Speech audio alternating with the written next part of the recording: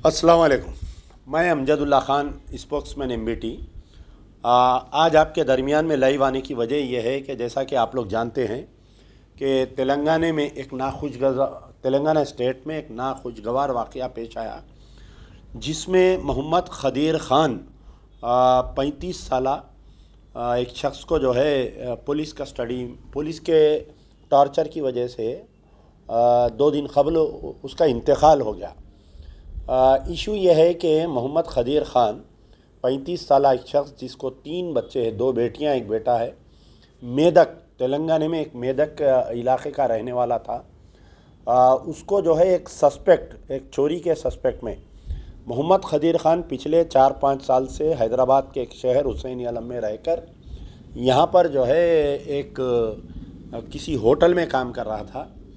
तो उसको जो है मेदक के एक सब इंस्पेक्टर ऑफ पुलिस, जिनका नाम पी राजेश है, और 2 कांस्टेबल्स प्रशांत और पवन हैं, और कुछ उसके अंदर है, कोई आईडी पार्टी के कुछ लोग हैं। मेदक से आते हैं यहाँ पर, उसको हुसैनी आलम से उठाते हैं और बग़ैर किसी इत्तला के हुसैनी आलम पुलिस स्टेशन को, जबकि क़ानूनन ये है कि अगर जिसको भी उठाया जा रहा है उसके कंसर्न पुलिस स्टेशन में वो उसको इत्तला करना चाहिए, लेकिन मेदक पुलिस हुसैनी आलम पुलिस स्टेशन को बग़ैर इत्तला के इसको उठाकर 29 जनवरी 2023 के दिन इसको लेकर चले गई। 5 दिन तक मेदक पुलिस स्टेशन में रख के उसको इंट्रागेशन करे, 3rd डिग्री दिए, उसको इलेक्ट्रिक के शॉक्स दिए, उसको मुसल चढ़ाए, उसके तलवों को टायर की चप्पल से मारे। ये 5 दिन तक रोज़ाना उसकी अहलिया और उसके बच्चे पुलिस स्टेशन में जाते रहे, और उसके कोई बहन भाई है वहाँ पर पुलिस स्टेशन को जाते रहे। वहाँ का जो सर्कल इंस्पेक्टर है उस तक बात गई, और वहाँ के डीएसपी तक गई बात। वहाँ के जो सुप्रिटेंडेंट ऑफ पुलिस है रोशनी प्रियादर्शनी आईपीएस है, एक लेडी ऑफिसर है, superintendent of police Medak district.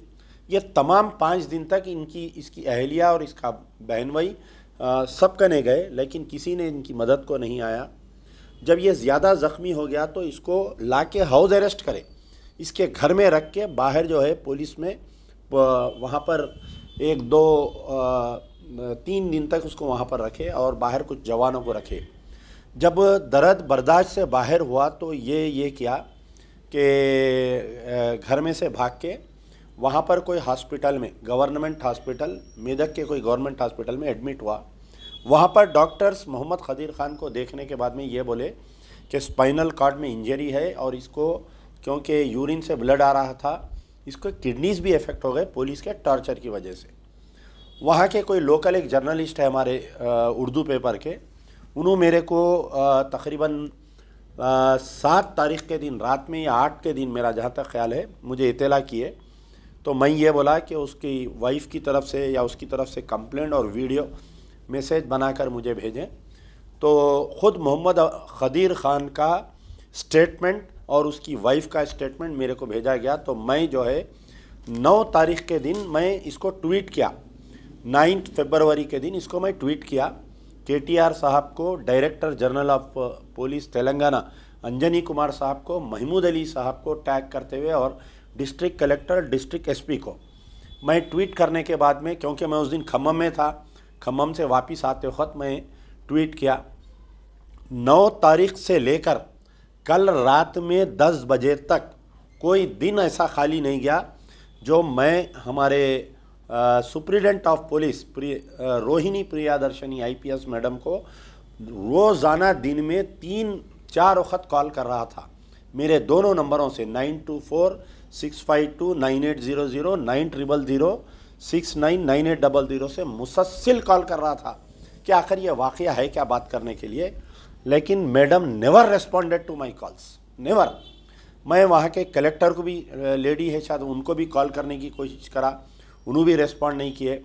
वहाँ की एमएलए है श्रीमती पद्मा देवेंद्र रेड्डी, टीआरएस की एमएलए है, और साबिका डिप्टी स्पीकर भी है, उनको भी कॉल किया, वॉइस मैसेजेस छोड़ा, एसएमएस छोड़ा उनको, लेकिन वो भी कभी रेस्पॉन्ड नहीं किए। खैर बहरहाल मैं ट्वीट करने के बाद में मेदक पुलिस आनंद फानंद में ये मेडचल रोड पे एक प्राइवेट हॉस्पिटल है लिनोवा हॉस्पिटल, उसमें लाके मोहम्मद खदीर खान को एडमिट कराए। तो वहाँ पर इन्वेस्टिगेशन में ये पता चला, क्योंकि वो एक छोटा नर्सिंग होम था, वहाँ पर वेंटिलेटर अवेलेबल नहीं था और इसकी स्पाइनल कार्ड में 3 जगह फ्रैक्चर आया। ये जो मुसल चढ़ाते ना, ये आदमी के ऊपर 3-4 पुलिस वाले बैठ जाते पैरों के बीच में मुसल देने से, इसकी स्पाइनल कार्ड में 3 जगह ब्रेकिंग आया। और जो इसको हौंदा लिटा के इसके बटक्स पे मारे और इसके पैरों पे मारे और इसके तलवे पे जो टायर की चप्पल से मारने की वजह से इसके किडनीज डैमेज हो गए इसके।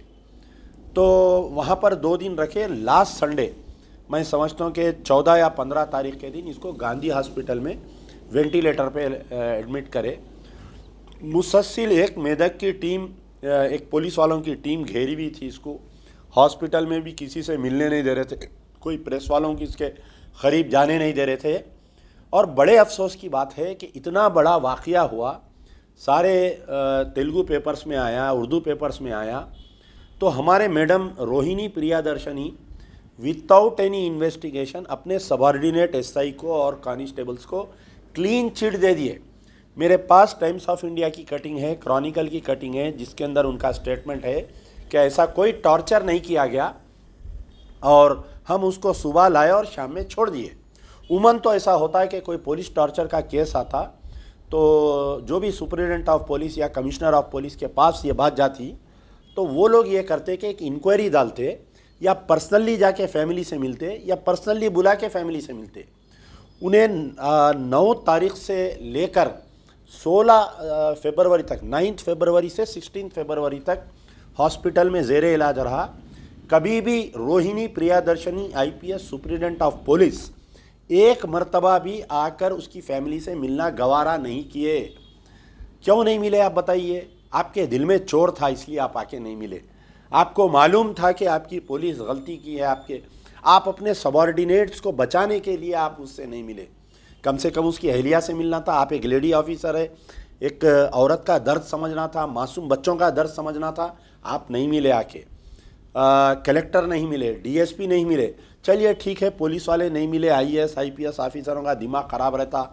भाई पुलिस टार्चर यानी गरीबों की कोई इज्जत नहीं रहती, और ख़ास तौर पर अगर कोई विक्टिम मुसलमान रहा तो आईपीएस आईएएस ऑफिसरों के सामने हमारी कोई जान की, हमारी कोई खून की वैल्यू नहीं रहती। श्रीमती पद्मा देवेंद्र रेड्डी जो एमएलए है टीआरएस की, कई मुसलमान हैं उनके अतराफ़ में, दूल्हे बन के नाचते रहते हैं उनके अतराफ़ में। मेदक के कई टीआरएस के अक़लियती कायदीन को मैं जानता हूँ जो पद्मा देवेंद्र रेड्डी के करीब में है। घर में छिल्ला छट्टी की दावत हुई तो उनको बुलाते, बिस्मिल्लाह की दावत हुई तो बुलाते, मैडम का वीआईपी इस्तेक़बाल करते। लेकिन कोई अक़लियती कायदीन ज़बरदस्ती जाके उनको ये नहीं बोला कि मैडम हमारा एक बच्चा वहाँ पर तड़प रहा हॉस्पिटल में, आप चलो चल के देखो, आप होम मिनिस्टर से बात करो, आप जो है वो एसआई को गिरफ़्तार कराओ। लेकिन श्रीमती पद्मा देवेंद्र रेड्डी किस मुँह से 2023 आने वाले इलेक्शन में मुसलमानों के वोट लेंगे मुझे नहीं मालूम। किस मुंह से अक़लियती कायदीन टीआरएस को वोट मांगेंगे मेदक में मुझे नहीं मालूम। ऐसी क्या बेगरती आ जाएंगी इनके ऊपर जो इन्हों फिर मुसलमानों के दरमियान आकर टीआरएस के लिए वोट मांगेंगे। अब रही बात वाक़या पेश आया, आज मोता में तो आना था कम से कम लोकल एमएलए, मोता में भी नहीं आए, अभी तक उसके घर पे नहीं आए, पुरसा नहीं दिए।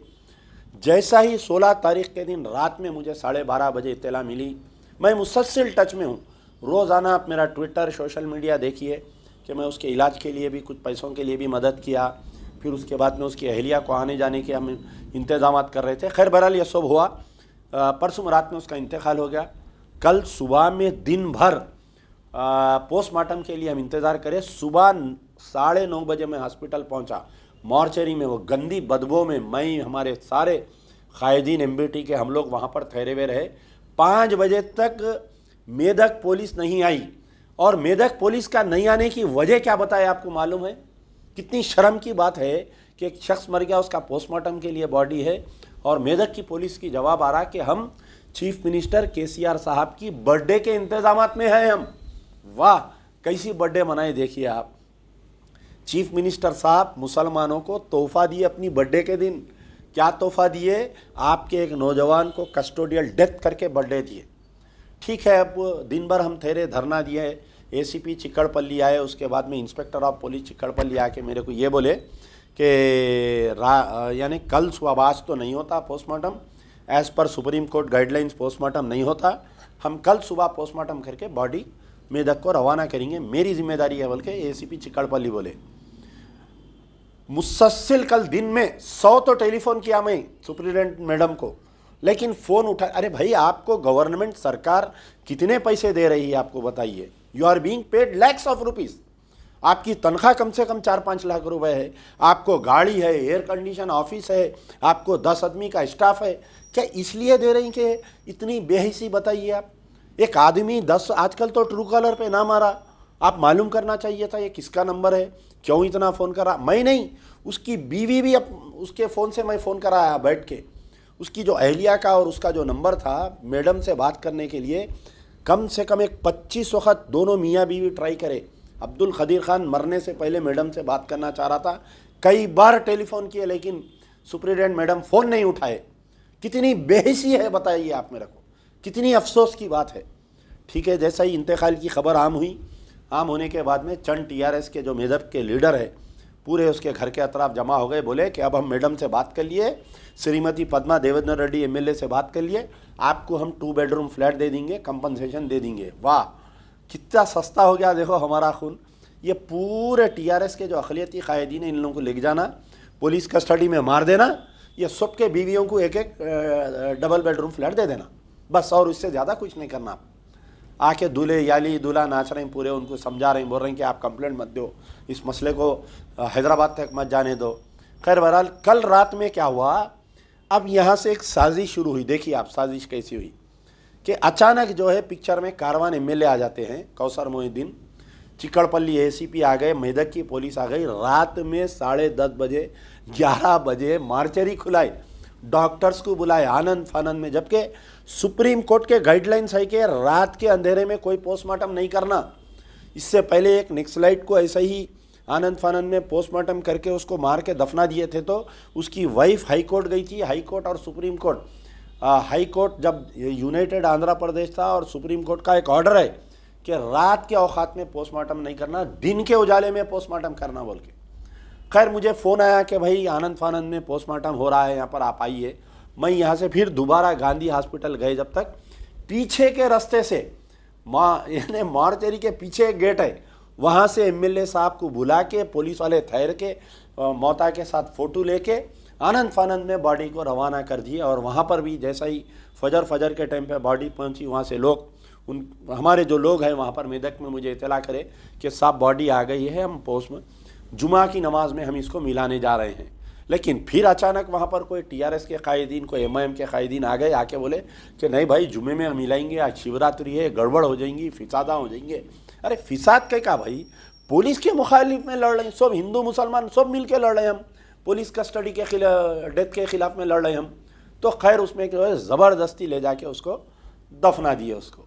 उसके बाद में जो है 3:30-4 बजे के करीब में डीजीपी के पीआरओ की तरफ से एक प्रेस नोट आया, आए मुसलमानों, आए तेलंगाना के मुस्लिम कायदीन, आए उलमा मशाइखीन, जो बिरयानी खा के जो जाके चीफ मिनिस्टर को सेकुलर बोले, जो तारीफ़ करे, आए महमूद अली जो नंबर 1 चीफ मिनिस्टर बोलने तुम्हारा मुंह नहीं सूखता। अब देखिए क्या साजिश हो रही है आप लोगों के ताल्लुक से। डायरेक्टर जनरल ऑफ पुलिस के पीआरओ एक मैसेज देते हैं कि आईजी ऑफिसर कोई आईजी को हम अपॉइंट करें। आईजी को डायरेक्शन दिए हैं कि संगारेड्डी के कोई सीनियर ऑफिसर से इसकी तहकीकात करवाई जाए और वहाँ के सर्कल इंस्पेक्टर को और सब इंस्पेक्टर को report to the IG office, अभी सस्पेंड नहीं करे, डिसमिसल फ्रॉम सर्विस नहीं करे, तो रिपोर्ट। फिर वहाँ पर हमारे रोशिनी प्रियादर्शनी आईपीएस मैडम, आज की तारीख तक उनको फुर्सत नहीं मिली, केसीआर के कपड़े धुलाने से उनको फुर्सत नहीं मिली, बर्थडे के अरेंजमेंट से फुर्सत नहीं मिली। आज 5 बजे उनको फुर्सत मिली तो आज एक प्रेस कॉन्फ्रेंस करके ये बोले कि जो एसआई है और 2 कांस्टेबलों को रिपोर्ट टू द बोले।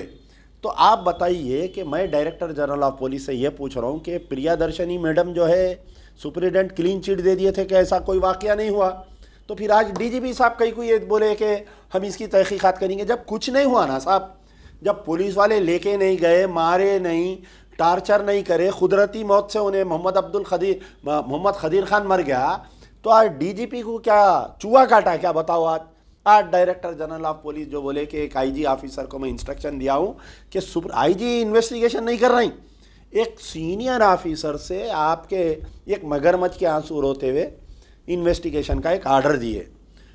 होना तो ये चाहिए था। अब आप बताइए, अगर कोई दलित मरता पुलिस कस्टडी में, अगर कोई SC ST का कोई आदमी अगर उसको पुलिस कस्टडी से होता, हंगामा हो जाता, पूरा नेशनल न्यूज़ बन जाती, पूरे तेलुगु चैनलों में।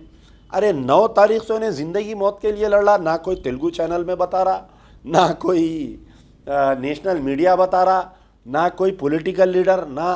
अरे KTR साहब ट्वीट खेलते हर छोटे मसले पे, 10 लाइटां लगाए तो बोलते तेलंगाना तरक्की की और नंबर 1 पुलिस।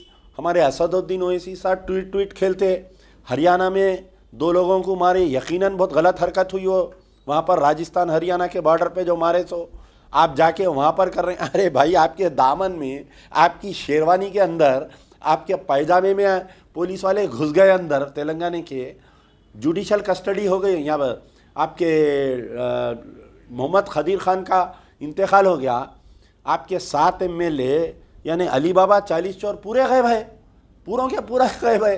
उन्होंने भी रात को आया, आज जाके खाना दे रहे MLA साहब, फोटो ले मियाँ बोल रही। आप क्या फ़ोटो लेने के वास्ते गए थे, खाना देने? खैर ठीक है, अब क्या हुआ, ये जो वाक़या पेश आया, DGP साहब प्रेस नोट दिए, इससे कुछ नहीं होने वाला है।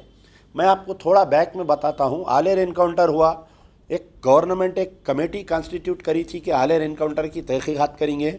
आज तक वो जियो बरफदान में चले गया। मुस्तफ़ाउद्दीन का वाक़या पेश आया, एक कमेटी बनी, एक आर्डर आया, उसके बाद में कुछ नहीं हुआ। तो ऐसे कंसिक्यूटिव कई वाक़यात है जिसका मैं आपको मिसाल दे सकता हूँ। तेलंगाना में आलेर एनकाउंटर 7 मई 2015 को जो हुआ, उसका आज की तारीख तक कोई तहकीकात नहीं हुई, कोई उसका इंसाफ नहीं मिला। हर कितने बार असेंबली नहीं हुई होंगी सब बताओ आप। 0 ओवर में उठाते अकबर ओवैसी उठ के, साहब वो आलेर एनकाउंटर का क्या हुआ, कोई जवाब नहीं। किशन बाग में 14 मई 2014 को पुलिस फायरिंग में 4 आदमी को मार दिया गया, बाद में 3 आदमी जो ज़ख्मी थे मर गए। उसके बाद में भी एक इंक्वायरी बैठी थी, एक कमेटी बैठी थी, उसका आज की तारीख तक कोई इंसाफ नहीं मिला। एक निज़ामाबाद में एक वाक़या पेश आया था, सेम ऐसी जैसा मोहम्मद खदीर खान को गिरफ़्तार करके ले जाके चोर के सस्पेक्ट में मार दिए। शेख साजिद हैदर 21 मार्च 2015 के दिन निज़ामाबाद के ऐसी एक पंचर जोड़ने वाले को चोरी के केस में लेके गए, कस्टडी में मारे, मर गया। उन्हें यही गांधी हॉस्पिटल में लाए थे। जब भी मैं गया था, हम इशू को उठाए, हम ह्यूमन राइट्स कमीशन में डाले, हम कोर्ट में डाले, हम गवर्नमेंट को बोले, लेकिन आज की तारीख तक वो इशू पे कोई इंसाफ नहीं मिला। इंक्वायरी बंद हो गई, पुलिस वालों को क्लीन चिट दे दिए। तो फिर इसको मारे कौन, शेख हैदर को? फिर मुस्तफ़ाउद्दीन का वाक़या हुआ 9 अक्टूबर 2014 के दिन आर्मी गैरिसन में। उसका तो डाइंग डिक्लेरेशन है ना साहब। मरने से पहले मुस्तफ़ाउद्दीन जज के सामने उस्मानिया हॉस्पिटल में डाइंग डिक्लेरेशन दिया, 2 आर्मी के लोग मेरे साथ बदफेली करे, मेरे को पेट्रोल डाल के ज़िंदा जला दिए। आज की तारीख तक इंसाफ मिला ना, कोई इंक्वायरी नहीं हुई, कुछ नहीं हुई। मैं ये सब बातें इसलिए बोल रहा हूँ, आज जो हमारे director general of police Anjani Kumar साहब का जो प्रेस नोट आया तो लोग खुश हो रहे हैं, अरे सस्पेंड कर दिए, अरे गिरफ्तार कर लिए, अरे उसको ऐसा कर दिए। कुछ नहीं होने वाला है। It's an just an eye wash. Mecca Masjid blast का एक फैसला आया, 18 मई 2007 को ब्लास्ट हुआ, 16 अप्रैल 2018 को तमाम खातियों को बाइज्जत बरी कर दिए फैसले में। वटोली में एक वाक़या हुआ था 12 अक्टूबर 2008 के दिन, एक फ़ौजी के घर में उनके वालिद को और 6 अफराद सो रहे थे, रात में जिंदा जला दिए। वटोली में एक वाक़या हुआ था, 18 अप्रैल 2018 को फैसला हुआ, तमाम कातिलों को बाइज्जत बरी कर देगा। एक आप लोगों को याद होगा, जो एक मुजफ्फरनगर का एक ऐसी कारोबारी था, बिजनेसमैन, उसको वरंगल पुलिस उठा के लेके गई थी। अब्दुल मन्नान जो मुजफ्फरनगर उत्तर प्रदेश का रहने वाला था, फेरी में कपड़े बेचता था, वरंगल पुलिस उसको ऐसे ही शक में कोई चोरी के केस में लेकर गई। 27 अप्रैल 2019 के दिन उसका वाक़या पेश आया।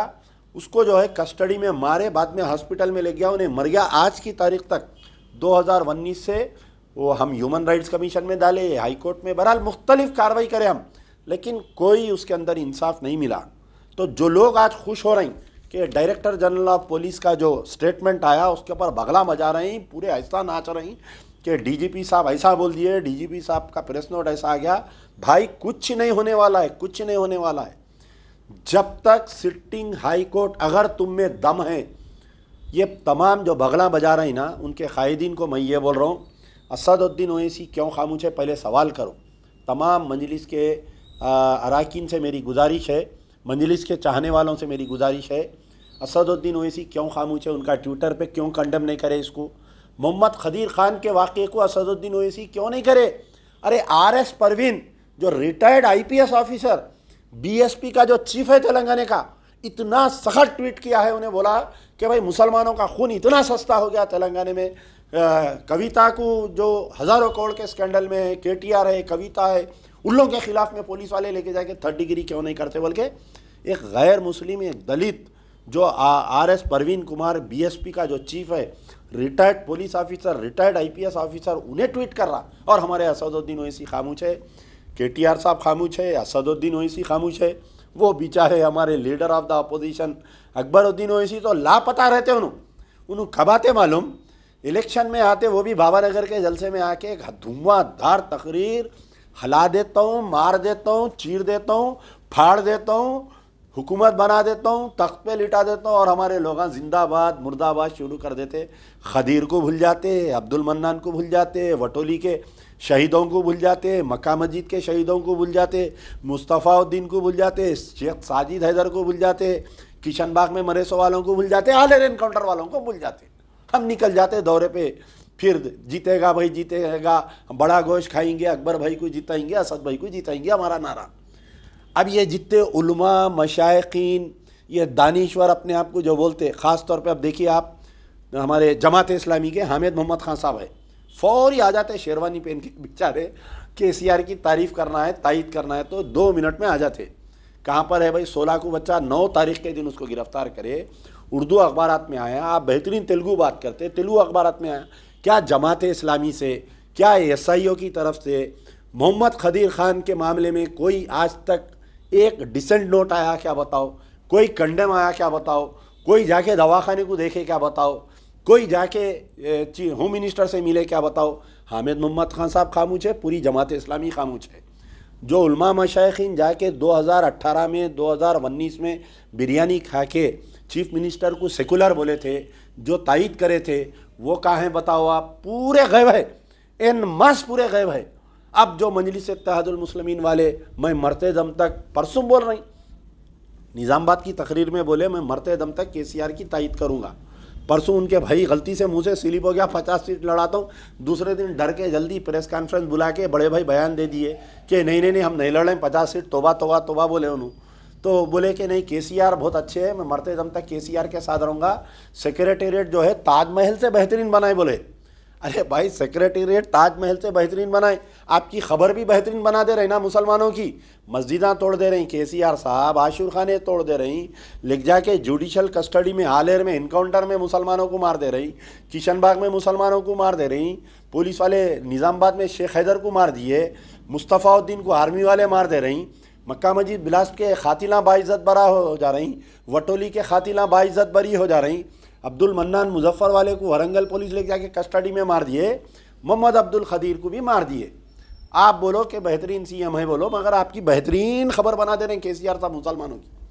तो अब हमको करना क्या चाहिए आप बताइए। आप अब आज जो है आप बोलिए कि भाई चलो ठीक है मजलिस बुरी है, काम नहीं कर रहे वो लोग, TRS वाले बुरे। अच्छा और एक बात, रेवंत रेड्डी कहाँ ही है बताओ आप, ये चूहा कहाँ है नहीं दिख रहा। ये छोटे मोटे मसलों पे कांग्रेस वाले ट्वीट खेलते, उन लगा भी।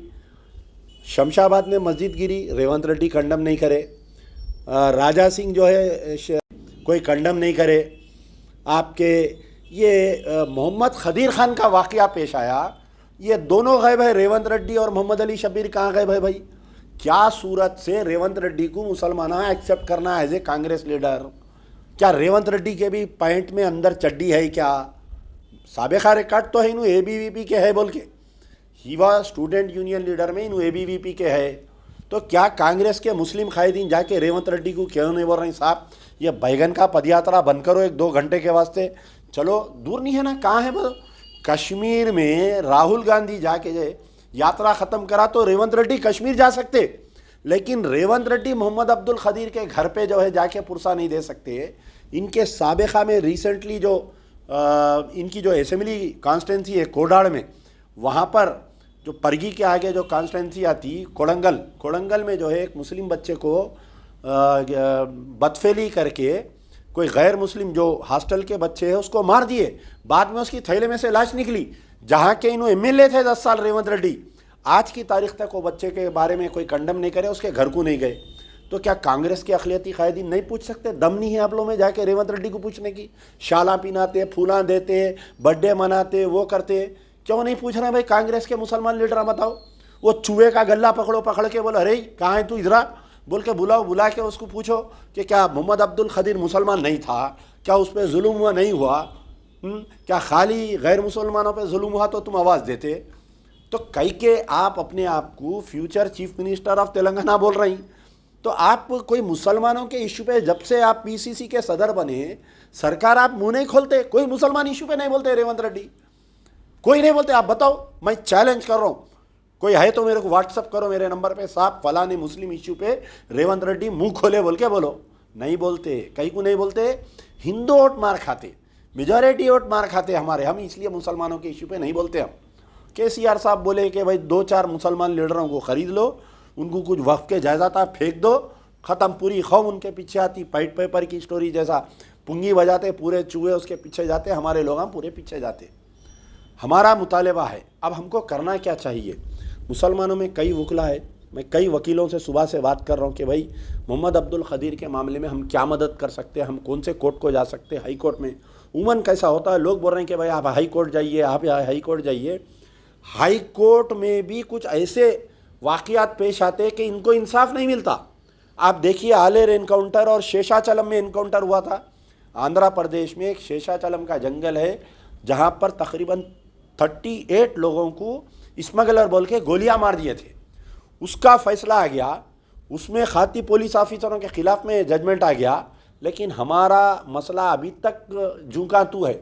हमारा केस नंबर पे ही नहीं आता हाई कोर्ट में, हम लाख पैरवी कर लो नंबर पे नहीं आता।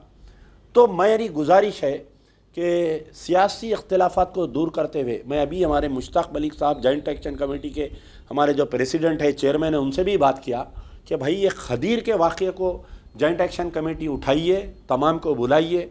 हम डीजीपी से मिलेंगे, हम होम मिनिस्टर से मिलेंगे, चीफ मिनिस्टर से मिलने की टाइम लीजिए।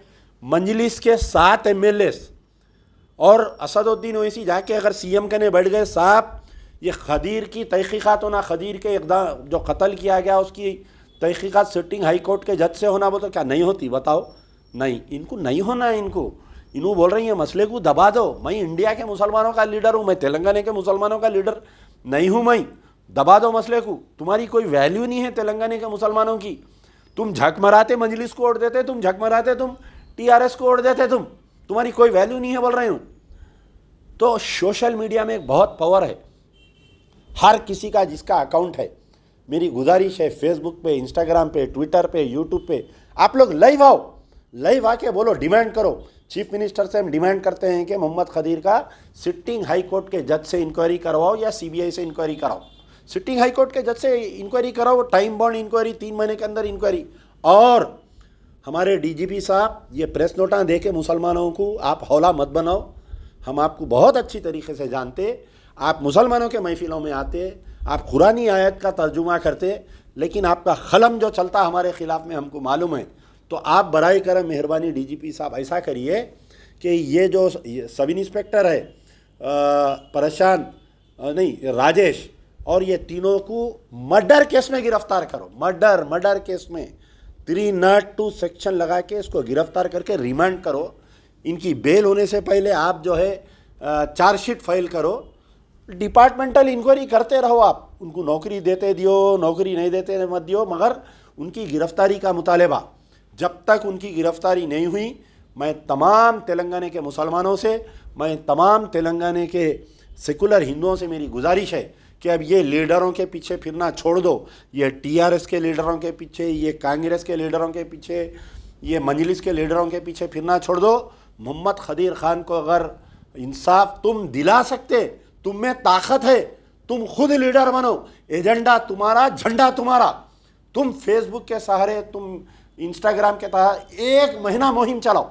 आज लिख लो, आज की तारीख, आज 18 तारीख है, 18 फरवरी से 18 मार्च तक पूरे अपने प्रोफाइल चेंज कर दो।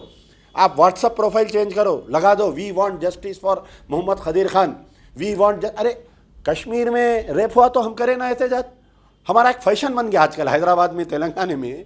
हम कश्मीर में रेप हुआ तो रैली निकालते, कैंडल लाइट डिनर करते।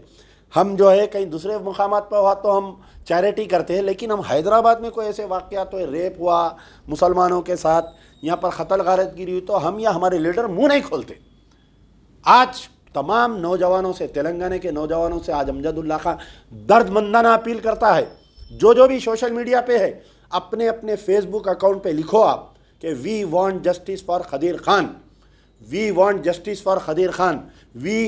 हम इनको मर्डर केस में गिरफ्तार करना, पी राजेश, प्रशांत, पवन को, तीनों को सिटिंग हाई कोर्ट जज इंक्वायरी होना, 25 लाख रुपए इसको एक्सग्रेशिया होना, 2 बेडरूम फ्लैट होना, गवर्नमेंट जॉब होना। अपना व्हाट्सअप प्रोफाइल बनाओ, अपना स्टेटस बनाओ, अपना व्हाट्सअप स्टेटस बनाओ, फेसबुक के पूरे आपके फ़ोटोस निकाल के खदीर की फ़ोटो डाल के रखो। 1 महीने तक मुहिम चलाओ पूरे जने। मैं मुसलसिल हर अल्टरनेट डे आते रहूँगा, कौम को झिझोड़ते रहूँगा खदीर के मामले में। चीफ मिनिस्टर मजबूर होना, अरे दलिता मजबूर कर सकते, SC ST मजबूर नहीं कर सकते। अरे तुम तो कल में ला इलाहा इल्लल्लाह मोहम्मद रसूलुल्लाह पढ़ने वाले, अरे तुम में इतनी ताकत है कि तुम अगर मुत्तहिद हो जाए, तुम अगर ठहर जाए एक जगह पर, तो कै का चीफ मिनिस्टर, कै का होम मिनिस्टर जी सब नाचते तुम्हारे सामने। तुम अपनी तारीख पढ़ो, तुम्हारी क्या तारीख है। सो तुम्हारी तारीख ऐसी है कि तुम 370 थे, तुम करोड़ों के ऊपर यहूदियों पे तुम हावी हो गए थे। तो हमारा मुतालिबा है कि तमाम तेलंगाना के मुसलमानों से, सेकुलर हिंदुओं से मेरा अपील है कि जस्टिस फॉर मोहम्मद खदीर खान मुहिम स्टार्ट करो। सोशल मीडिया पे जहाँ पर हो सकता महफिलों में बात करो, जुमे में बात करो, जहाँ पर भी मिलते। और हर पूरे तेलंगाना के मुसलमानों से मेरी अपील है, कंसर्न तुम्हारा MLA TRS का मिनिस्टर है, जाओ जाके मिलो। और एक नाम मेरे को याद नहीं आ रहा था, जब से अभी याद आया, Harish Rao, mister Harish Rao, where are you? तुम तो मेदक इंचार्ज है ना तुम। ये पद्मा देवेंद्र रेड्डी MLA तुम्हारे कोठे में उसको MLA में मिले सो है, वाई आर यू साइलेंट? क्या तुम खाली जो है बाई इलेक्शनों में इंचार्ज बनते, पैसे बांटते आके? तुम मोहम्मद खदीर खान के बारे में क्यों नहीं बोल रहे तुम? तो बहरहाल गुजारिश है, बहुत तड़प, यानी परसुम वाक़या मालूम हुआ जब से 1 मिनट मेरे को चैन नहीं है, कि बहुत गुस्सा है मुझे कि, लेकिन क्या कर सकते, हमारे हाथ पैर बंधे हुए हैं। इंशाल्लाह आने वाले दिनों में जब पावर आएगा MBT में तो ऐसे वाक़यात नहीं पेश आएंगे। लेकिन सोशल मीडिया की ताकत को इस्तेमाल करो। दर्दमंदाना अपील कर रहा हूँ तमाम से, मोहम्मद खदीर, जस्टिस फॉर मोहम्मद खदीर मुहिम चालू करो। Candle light dinner, candle light march करो, पूरे डिस्ट्रिक्टों के हेडक्वार्टरों पे, पूरे डिस्ट्रिक्टों के कलेक्टर्स को जाके मेमोरेंडम दियो, पूरे डिस्ट्रिक्ट के SPs को मेमोरेंडम दियो। मैं अभी हमारे निज़ामबाद, भैंसा, बोधन, आदिलाबाद पूरे MBT के लोगों को बोला कि कल या परसों जब भी आपका वर्किंग डे रहेगा, हर कलेक्टर जो है वो लोग मंडे के दिन वो लगाते, प्रजावाणी लगाते। पूरे मुसलमान जाओ, इर्रेस्पेक्टिव आप कांग्रेस के रहो, TRS के रहो, सब रहो। मस्जिद के कमेटियों से मेरी अपील है, तमाम तेलंगाना के मस्जिद के कमेटियों से अपील है, दर्दमंदाना अपील है कि उठो। अगर आप नहीं उठेंगे तो कल तुम्हारा भाई या बेटा मोहम्मद खदीर बनेगा, शेख हैदर बनेगा, अब्दुल मन्नान बनेगा। ये तेलंगाना के KCR को मज़ा बताओ कि मुसलमानों में आज भी हम एक है, हम खदीर के लिए उठ खड़े हैं। आज कोई सुनने वाले नहीं है। जब तक तीनों को मर्डर केस में अरेस्ट नहीं करेंगे, जब तक वो सुप्रीडेंट मैडम को सस्पेंड नहीं करेंगे, तेलंगाना का मुसलमान खामोश नहीं बैठेगा। यार जिंदा सोबत बाकी।